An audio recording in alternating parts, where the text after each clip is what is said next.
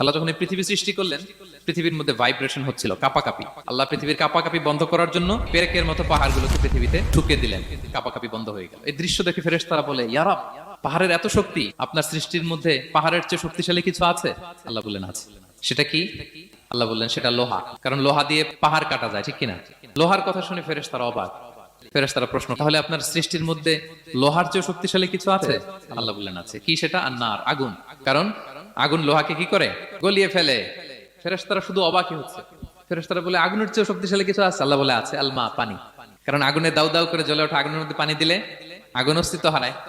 ফেরেশতারা শুধু অবাকই হচ্ছে। তারা বলে, তাহলে পানির চেয়ে শক্তিশালী কিছু আছে? আল্লাহ বলেন আছে, রিহ, বাতাস। কারণ বাতাস পানিকে একদিক থেকে আরেক দিকে নিয়ে যায়। জলের মধ্যে বায়ুর উচ্ছ্বাস লাগলে জলোচ্ছ্বাস তৈরি হয়, ঠিক কিনা? ফেরেশতারা আবার অবাক হয়ে বলে, তাহলে বাতাসের চেয়ে শক্তিশালী কিছু আছে? আল্লাহ বললেন আছে। সেটা কি? বলতেছে বনি আদম।